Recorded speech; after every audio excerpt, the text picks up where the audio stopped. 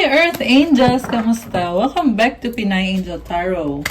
This reading is a love message for no specific sign. This is for anyone. General love reading. Kaya maaaring mag-resonate o hindi. Pero pag nag-resonate, comment nyo para alam ko. Kamusta kayo guys? Tingnan natin ang energies ng person mo ngayon. Okay. Ano ang paparating sa love life mo? Comment present para alam kong nanonood kayo. Kuha muna tayo ng unang messages. Okay. We have admiration. It's time to think about everything you appreciate in your partner.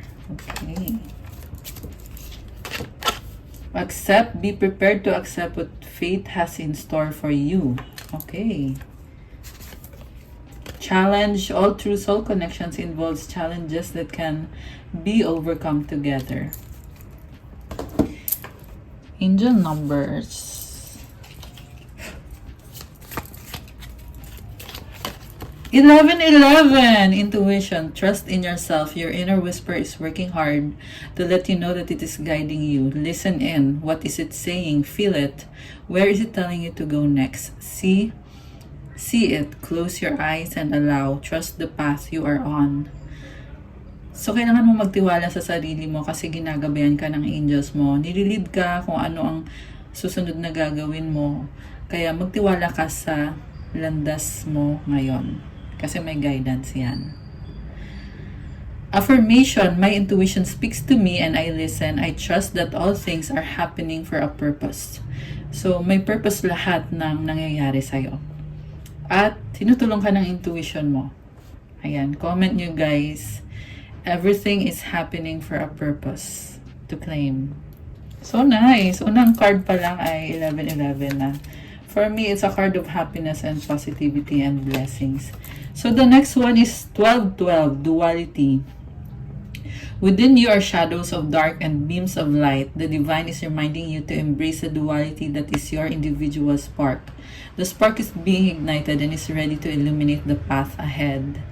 So may spark sa'yo at the same time may fear. Ang intense ng nafe-feel ko dito. Pero yung path na yan din daw mismo ang nag-guide sa'yo sa path mo. Affirmation, I fully embrace who I am and I allow change where it is needed. I trust the duality within me. Magtiwala ka daw sa duality at sa spark na yon. Okay. One more. 1414 possibilities. Building strong foundations creates stability and welcomes in possibilities. All possibilities exist and are amplified when gratitude is felt for the foundations that are in place. Ayun, kailangan daw na mag-build ng strong foundation para magkaroon ng maraming possibilities. At palagi daw magpasalamat para mas lalong gumanda yung mga possibilities. So, comment, thank you, universe. Ayan, you need to show gratitude, guys. Comment, thank you, universe, to claim. Affirmation, when I am grateful for all that is and all that will be. I trust in the possibilities of what I desire or something greater. Ayan. So, daming possibilities na nakaka-excite. So, from the tarot, ang overall energy, oh my gosh, star. This is about healing. This is also manifestation and practical at the same time spiritual yung energy mo ngayon. Healing to guys. So, this is very positive. Hope and inspiration. Okay, I feel like yung energy mo ngayon talagang nakikita mo very clearly yung mga posibilidad, yung mga paparating, mga mangyayari sa'yo, sa life mo, sa manifestation mo. Yung iba sa inyo ay nasa spotlight kayo, kaya star. Okay, so nice. By the way, sa relationship, ang nakita ko dito, nagka-problems kayo pero process of healing to, guys. Okay, tingnan natin. Yung energy mo, Queen of Cups, Seven of Cups, the Hermit, Two of Swords, Page of Pentacles. Yung person mo, Queen of Pentacles, Nine of Cups, Ten of Pentacles, the High Priestess, Ace of Swords.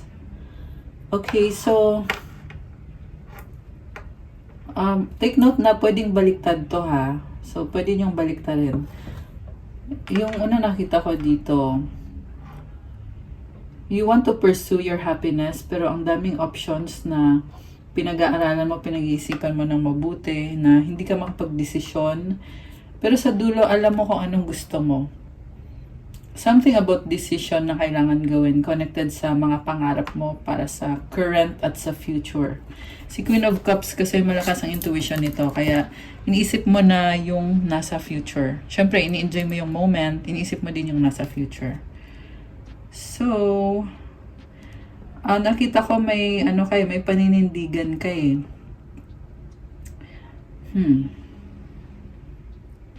You are very strong and opinionated. Alam mo kung ano yung gusto mo. And then, nakakatuwa to guys kasi ang daming opportunities dito or options. Ayan. Pwede itong option sa love, pwede din itong option sa finances or career nyo. Actually, pinaproblema mo kung ano yung pipiliin mo. You want to make the right decision. Kaya andito yung Hermit. Kasi yung decision mo, naka-based yan sa kung anong mangyayari sa future mo, sa long term mo. Kaya talaga nag-iingat ka dito. Yung iba sa inyo ay siguro nag-journal kayo, parang nag-aaral, pinag-aaralan nyo talaga. You're opening your mind.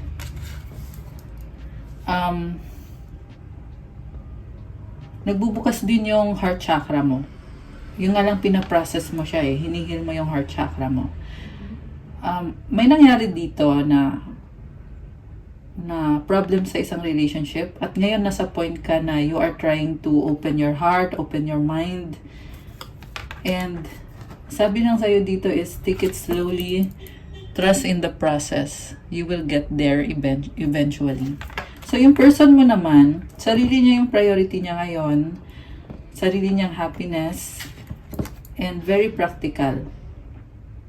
So malakas din ang intuition nito, pero more on practical yung ugali niya. Baka may kang Earth sign, Capricorn, Taurus, Virgo, Water signs, Cancer, Pisces, Scorpio, although this can be any sign. Meron ding Pisces, tsaka Air sign, Gemini, Libra, Aquarius, Virgo, Aquarius. Okay. So, sarili niya, sariling happiness. Sinasabi dito, ikaw yung happiness niya Meron na kayong stability, gusto niya ng comfortable life. Parang bahay yung nakikita ko dito. Gusto niya mag-invest sa bahay. Nakikita ka niya as someone spiritual, someone na malakas ang intuition at very supportive and mysterious. So, Ace of Swords, breakthrough. So, you bring a lot to the table. Kaya na-appreciate ka nitong person na to. Kasi,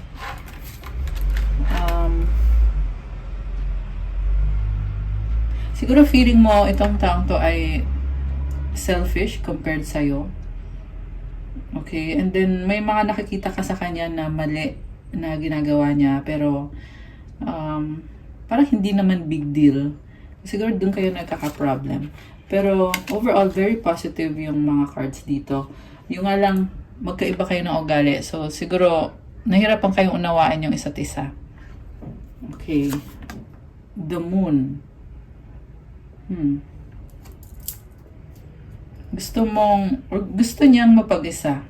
So, parang sinasabi niya dito, oo, gusto kita, mahal kita, pero wag mo kong pakialaman. Kasi may boundaries May boundaries yung person mo. So, tingnan pa natin. Yung nasa bottom of the deck. Oh my gosh, 8 of Cups. May sariling mundo or pabago-bago to ng isip. Ace of Wands. Okay. 9 of Swords. Overthinker yung nakikita ko dito. Maraming tao sa paligid niya. 5 of Wands.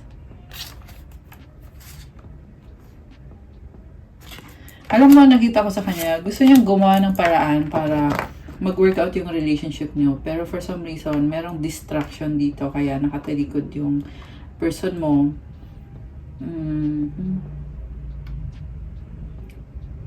May nakita din ako dito na babalik siya pero ang hirap magsimula ulit. Pero gusto niya.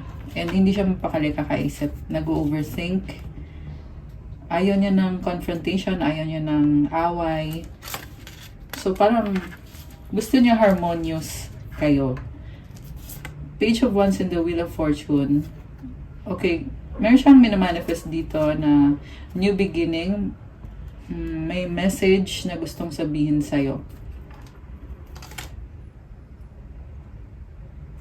Alam mo, nag-struggle tong person na to nung time na hindi kayo okay. Iniwanan mo siya or iniwan ka niya. Mukhang siya yung iniwanan. Hindi niya kayang mawala ka. Okay. Ano bang nangyari? Kasi ngayon may mga options ka eh. Ano bang nangyari? Bakit mo siya iniwan? Pero actually, mahal mo siya. Siya yung pinili mo. Kahit na may lumabas na options. Iniwan mo siya kasi masyado siya focus sa sarili niya. Ayaw niya mag-risk sa'yo. Hindi niya inalagaan yung relationship niyo. Tsaka may ibang involved na tao dito na pinaglaruan ka niya. Parang one moment, ikaw yung mahal niya. The next moment, nawala na siya. May iba na pala siya. At mukhang hindi mo alam yon. Pero, alam mo dito na hindi siya nag-risk sa'yo. Ikaw nag-risk ka sa kanya, siya hindi. Tsaka may iba siyang kadil. Parang single siya. Alam mo yung feeling na kayong dalawa, pero hindi kanya supported eh. Kasi single yung lumabas dito. So, feeling single, ni-enjoy niya yung buhay niya mag-isa. King of Swords and the Five of Swords. Okay.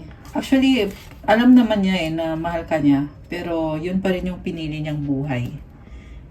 At hindi niya akalain na mawawala ka sa kanya. Kaya nung tinalikuran mo or iniwanan mo tong taong to, ang laki ng pagsisisi niya, nasaktan siya. Parang nanliit siya sa sarili niya eh. Okay. This is, 717 angel numbers. Selfish ang nakikita ko dito, pero na-realize niya na mahalaga ka sa kanya nung iniwanan mo siya. Parang yung song na Too Good at Goodbyes, Sam Smith, iniwan ka niya hindi dahil hindi ka niya mahal, but dahil magaling siyang mang-iwan. Ayan, pakinggan niyo yung song na yun, guys. Yan yung naririnig ko ngayon eh. Yung, I'm way too good at goodbyes. No way you'll see me cry. So, hindi ka niya iniyakan or hindi niya pinakita sa yung umiiyak siya. Bigla ka na lang niyang iniwan. Bago mo pa siya iwanan, inunahan ka na niya. Okay? So, siguro nagtataka ka kung bakit parang walang pakiramdam tong taong to. The truth is, ginawa niya yun to shield themselves, to shield himself or herself. The Sun and the Two of Cups. Okay, ngayon may bagong simula dito. There is positivity, there is awakening, and reconciliation yung nakikita ko dito. Acceptance. Kasi nga magkaiba kayo eh. Pero mutually naintindihan yung isa't isa. Kahit magkaiba. Magtatagal ba to? Itong bagong simulang ito. Okay, ito. The Fool. Sabi dito, as long as you keep it fresh. Kasi itong The Fool, walang walang inhibitions. Ibig sabihin, kailangan mo i-release yung mga nangyari sa past para mag-work out ito. Queen of Swords. And also, kailangan ng pag-uusap, kailangan ng honesty, ng truth. Kasi may mga lessons learned dito. So, yun yung sagot. Knight of Pentacles.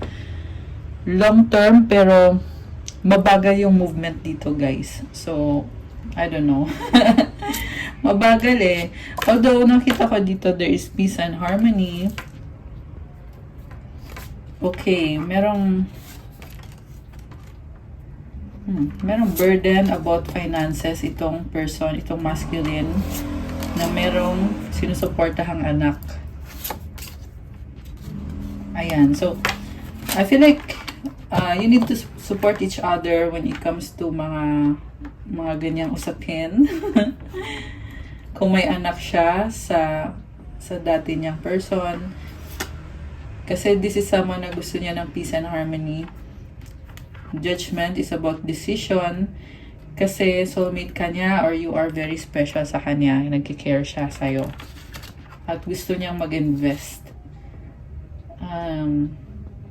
Marami siyang naging problems na kailangan pa niyang i-let go. So siguro pag-usapan niyo yan. Kasi sa nakita ko ngayon, nasa process pa lang siya of letting go. Death. Hindi pa niya totally na-let go. Okay? Death, number 9 kasi, so hindi pa totally. Pero ito yung kailangan mangyari, death. Ibig sabihin, alisin niya yung mga hindi magandang nangyari sa buhay niya na nag-hold back sa kanya. Connected yan sa past niya, excess niya, past trauma niya, kung anong klaseng trauma ang meron siya. Kailangan niya i-release yun. Okay? Hindi pa niya na-release. Totally. Alam na niya na kailangan niya i-release yun. Pero, hindi pa, sa ngayon, wala pa. Okay, so 8 of Wands and the 3 of Swords. May problem about communication or travel. Chariot. Okay. So, nakita ko yung kagustuhan nitong person na to na magkaroon ng communication or travel. Pero for some reason, may mga problems, may mga delays. Mercury retrograde ngayon, kaya yeah, may mga delays. Pero Ace of Pentacles, stable new beginning, Queen of Wands, the Lovers. Oh my gosh. Ayan, ito yung mga energies ng person mo. Gusto niya talaga magkaroon ng committed na connection dito. And the Lovers is also about making a decision. Okay. So, it seems like gusto niya ipaglaban to ngayon.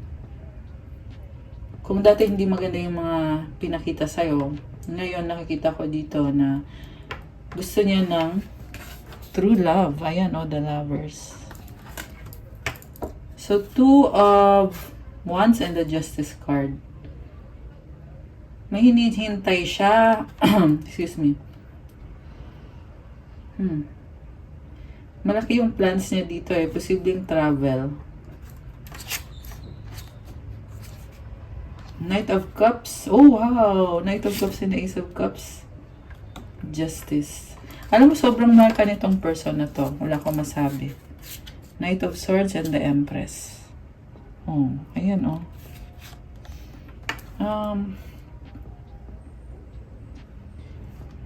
in love siya sa'yo. So, nakita ko, parang ang serious, ang mature ng niya.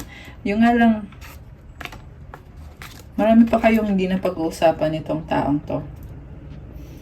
Okay. There can be expansion and growth sa inyo kung magkakaroon kayo ng union. Kasi gusto niya mangyari yun. Nandito yung Temperance. This is someone na gusto niya talagang mag-unite. 333 angel numbers. Ayan, 1333. So, gusto niya magkaroon ng union sa inyo. Okay. Oh, the Devil. Bakit? King of Cups. Kinakabahan siya or nasa-stress siya? 3 of Cups. Gusto niya ng celebration. Parang obsessed sa'yo tong taong to. Emperor. 8 of Pentacles. The Strength card. Okay. So, I see the Divine Masculine.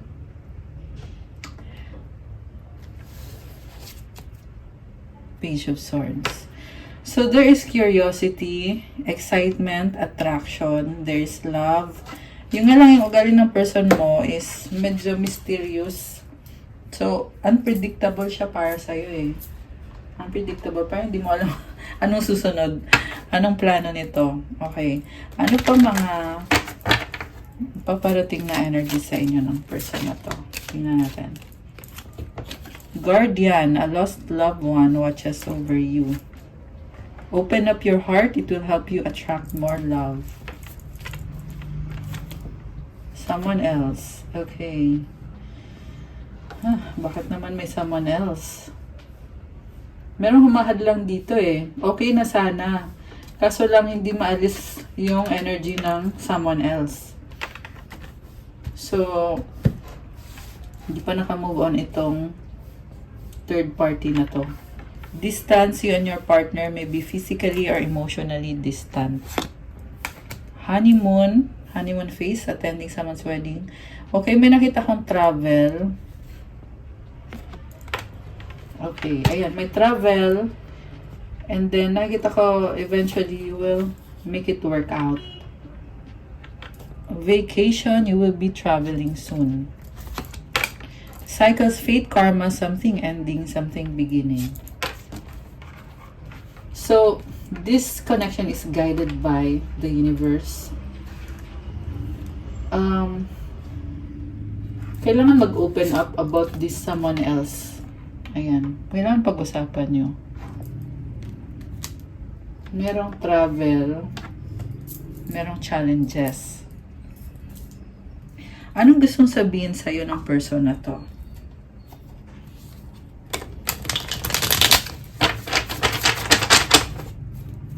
Anong gusto niyang sabihin? Tingnan natin.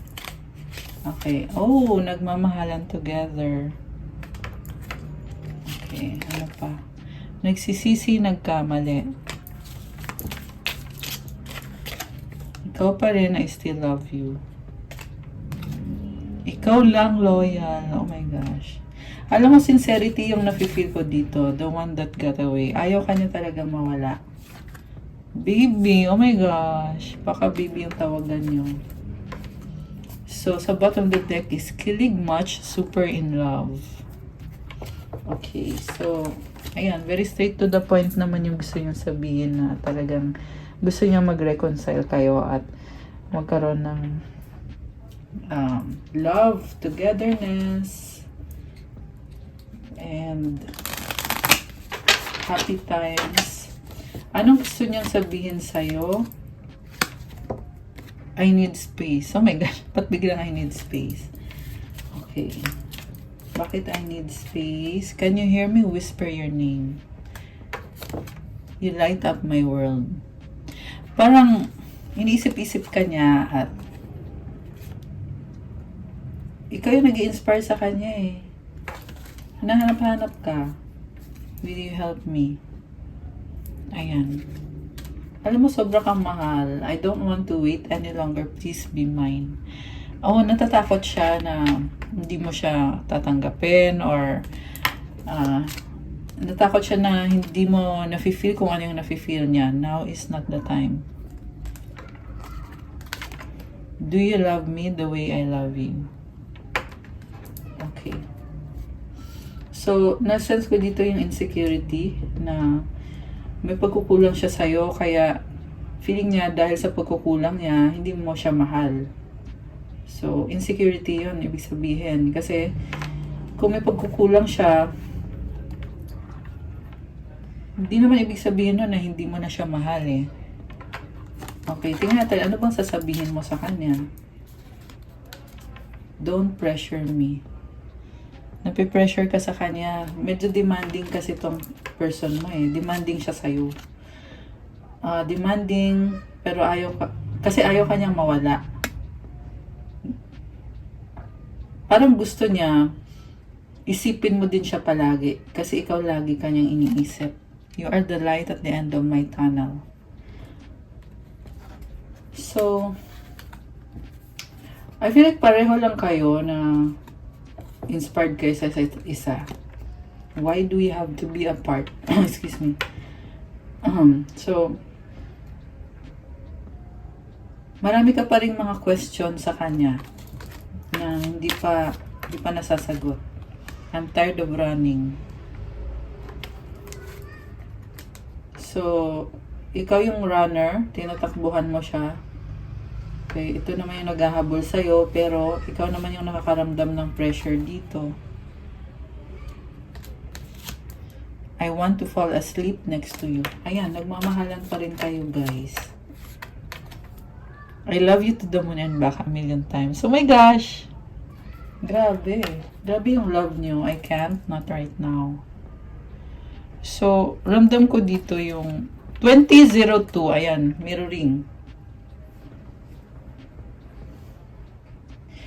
Ikaw kasi focus ka sa pangarap mo eh. Siya naman sa trabaho niya. Okay. Ano pa ang mga love energies? Tingnan natin. Ano mga love energies sa inyong dalawa? Baggage, emotional baggage. Unpack it. Okay. Ano pa? Heartbreak. Heartbreak is a part of the human experience. It will pass. Alam mo, marami kayong kailangan pag-usapan dito, guys. Kasi, this is weighing you down. Parehong umiiwas, nag-iiwasan, pero pareho naman na mahal pa rin ang isa't isa. At itong baggage, talagang pabigat talaga siya. Ayan. So, you need to get rid of it. Kasi hindi makapasok yung blessing dahil dyan. Illusions, be aware of love's illusions. See reality clearly. Ayan, marami pang bagay na hindi pa clear sa inyong dalawa. Romance, romantic surprises are on the horizon. Be open to them. So definitely, still ang strong ng attraction. Imperfections. Love is a beautiful mess. Embrace its imperfections. And celebrate. Today, celebrate the love you share with those who matter most. Individuality. Be wary of possessive partners. Maintain your individuality. So, mutual understanding yung nakikita ko dito. Kasi pareho kayo magkaiba at may mga boundaries. Okay.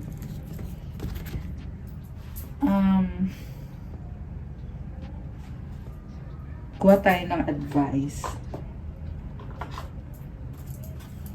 Advice sa masculine. Advice kay masculine.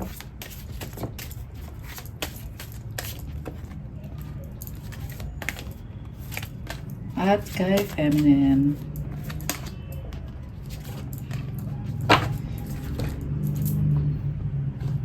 And one more advice.